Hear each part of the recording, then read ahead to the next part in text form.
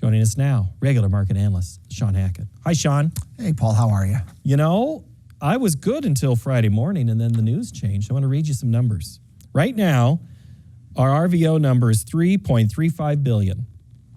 Projected now from the administration today, $5.61 billion in 26, $5.86 billion in 27. What do those numbers mean? Well, and in addition, they're really trying to dissuade imported feedstock from producing that renewable diesel, which we know has been a big part of that in the last couple of years. So that combination really changed the landscape for U.S. agriculture, increases that demand for soybean crush, increases the demand for soybeans, keeps the money home, keeps the demand home, keeps the jobs home.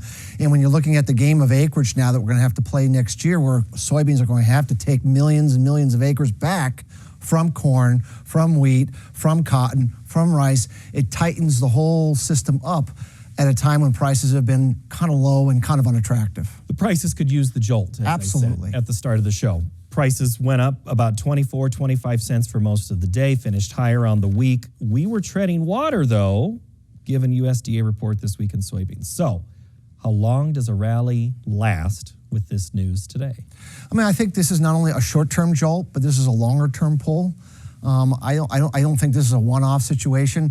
Obviously, you still need to have Mother Nature get involved to create larger upside, but I feel with recalibrating this fundamental situation, looking at what the USDA said this week, you add some extra bean crush, you throw a July weather, hot, dry weather problem, which we think is coming. It wouldn't take a whole lot to move those ending stocks to very uncomfortable levels, and putting ourselves in that price level of $11.50 or $12 on November soybeans is the technical targets we have for where this might take us as we move into the mid-late July period. We'll have to talk about tight ending stocks in a minute in corn, but I want to go to wheat if I could, because the report on Thursday was friendly on exports for wheat, specifically U.S. product. What does that mean? We are the best price in the world right now. We are priced to sell. We've had a good crop, at least for HRW, and so we're moving the product. Russia continues to lower their exportation. Looking at the crop they're going to produce, it doesn't look like it's going to be much better than last year. So we have an ability to move a lot of export of wheat to other countries. Now with the trade war starting to calm down, it's a very good sign to see that kind of demand coming for U.S. wheat, and I think it's going to continue, and it's another driver on top of what's going on with the geopolitics now heating up again, where wheat always is sensitive to that. Wheat seems to me like there's too many shorts that have bet too long on a lower price. And so Thursday's Israel-Iran action to that, I mean, that's much more reflective in the crude oil market, but am I picking up, you're saying that might impact wheat? We did a 500-year price history of wheat prices relative to geopolitical disorders around the world, including the Middle East. And our view is that when you get a ramping up of geopolitics, and if the market believes it's not going to calm down anytime soon, that instability in the region gets the market worried about flows coming out of the Strait of Hormuz, worries about trade flows coming to Russia, Ukraine, given the proximity to that area. And so it wasn't by accident that after that happened, the wheat market got a bid on top of what happened with RVO.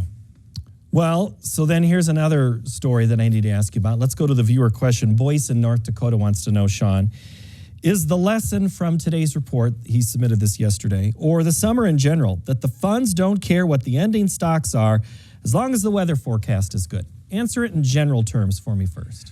Generally speaking, I believe they do care about what the ending stocks number is, but once you've traded that number, then it's all about where's it going? Is it going higher or is it going lower? So there's an example for corn. Was it 1.75 billion bushel carryout, give or take, is what the USDA is projecting. If we do a 178 yield, slightly below trend, we're back to 1.3, 1.5. And we know last year we ran up to $5.20, give or take, on that ending stocks. If it's a 182 or 185, we go the other way. So the funds are going to trade weather because they're going to trade which direction are those numbers going to go. I'm not saying that weather isn't an excuse, but weather is, it seems to be an excuse right now, not the stocks number is what you're saying. Well, it's just this time of the year, we're trying to determine what the yield's going to be. We always start off trend line yields. We're just going to go with that because why not, right? Yeah. And then the market has to modulate. 6 years in a row, we have not made trend line yield crops in corn or soybeans. 6 years in a row. And every year we start off saying it's going to be trend. That's where we're at. But we've been close. We just haven't been to the exact number. So does the market, I think I asked this to Matt before last week, was Swiss engineer created a portable cooling system that's so efficient, it's making old ACs obsolete. This new portable cooling system can drop the temperature. does the market just think we're going to get close enough and that's all that counts? Because what else can be really the problem here? Well, I think with the start that we've had, understand that most of the time we have a very bad May, June, hot and dry. That's the way the trend has been. And then we get a good July. So the market gets all excited in the first part of the season and then it crashes in July into August. This year is completely different. Great start, good moisture, fast planting. So they're going, well, we haven't had a start like this in a while. We're going to get trend line yields. We're finally going to do it. The problem is, I don't believe we're going to have a good July. Finally, we're going to get a July that's dry and hot, and it's going to put worry back in the market that those yields, once again, aren't going to, and listen, it doesn't have to be a major crop problem. 178 yield gets us really tight again, and that's not a big thing to ask for. Because we had been, I think last year was very wet in June. Then it waited until August to get hot and dry. But you're saying July. So, I mean, I had somebody wanted me to ask you, when's this drought coming? And it sounds like July. Yeah, I mean, our projection is late June, the weather pattern changes. We get a very dry July. I wouldn't say excruciatingly hot temperatures, but warmer than normal. A good finish and a very challenging harvest season. Very wet, very cold with frost risks in late September potentially coming in. When you run all that through the system, I find it very hard to believe that we're going to come away with a trend line yield crop. I think we're going to be modestly below trend yet again. Quickly, what do I do then in that scenario? Well, in the scenario, what we're looking for now is we're looking for this kind of a rally, a summer rally in the market into mid-late July instead of mid-late June to look for cash marketing opportunities. That's what we've been projecting and discussing with our customers, and that's what we're seeing as the opportunity now. Hold for now. Hold for now. All right, what about in cotton? Are you holding? We're absolutely holding. We've been in a boring, watching the paint dry. I mean, even it's been just the quietest market you ever want to see. That's not a market you typically want to be selling aggressively, especially when it doesn't really work for the cotton farmers that I'm aware of. We believe that the acreage report at the end of the month is going to show a surprise decline below current expectations on number of acres and on harvested acres, and all that cold, wet weather they've had in the deep south and in the southeast is also going to compromise quality and yield. And it wouldn't take a whole lot of that reduction to create a move up into the cotton market, into that, to create a better price. Well, we can't seem to go much lower. Well, the price says we just haven't been able to do it. Every time we try to knock the market down on outside forces, it's like a beach ball, keeps popping back. And whenever you see that, eventually it starts to turn up. And we think now this period of time is the right time to recalibrate correct expectations. Recalibrate. Is that what happened in the live cattle market right here on Friday? Yeah, I mean, look, we did a 60-year study on cattle, and every time that the herd rebuilding year starts, we have topped out in the third quarter of that year, which is coming up, and you tend to get a final surge when those animal feeding units are kept back. We had targets of 220 on August cattle, and we had targets of 310-20 on August feeder cattle. We kind of got to those levels, and it's my expectation that we are going to see the market once again top out in advance of the eventual increase in supply going ahead. I mean, that's just what history tells us to watch for. This could have been the final surge.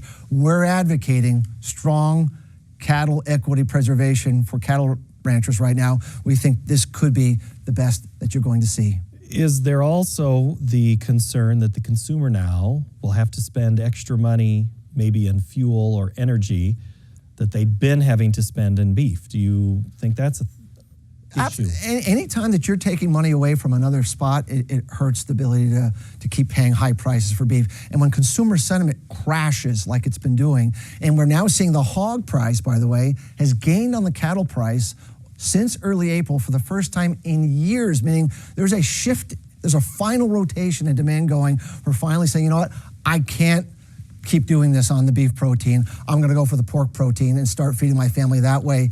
I see a big change there.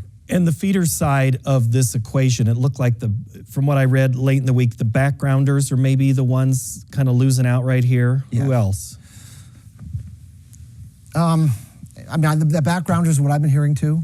But I mean, I just really kind of feel that I just really feel that the economic situation and the supply-demand situation and the expectations that we have in the market right now have gotten to such an extreme. I mean, oftentimes hog prices and cattle prices are in parity. It's happened a lot. It's our bold expectation that within the next 2 years to 3, hog prices and cattle prices are going to be the same price again. It's not just from hogs going up. It's going to be a combination of both, but we really feel we're going to go back to that price relationship. It went too far for too long and too wide of a spread. Hog market did go up this week. Why is that? Well, I just think demand is improving. Supply is still kind of not showing up the way that we would expect it to. Slaughters are coming in shy, weights are coming in shy, and I think we're getting this big switch over from high protein beef to cheap protein pork, and that trend of the hog demand and the hog price gaining on cattle is a trend that once it starts, it goes on for a considerable period of time. And this has nothing to do with any kind of trade deal that we might ultimately work out with China or anything else that might increase the demand for U.S. pork. Final seconds. Crude oil, we go back to that consumer.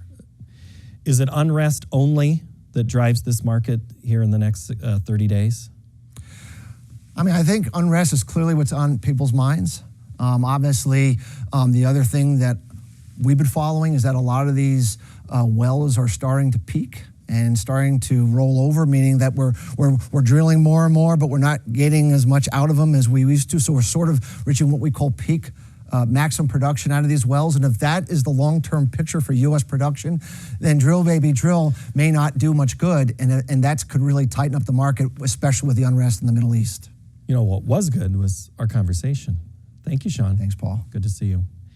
You have been watching the analysis segment, and in a moment, we will continue our discussion in an online-only segment. Search Market Plus with Shawn Hackett wherever you get your podcast to hear that conversation, or go to our website of MarketToMarket.org. You can also leave us an email on any matter by sending it to MarketToMarket@iowapbs.org. Next week, an extended discussion on the livestock and commodity markets. Thank you so much for watching. Have a great week.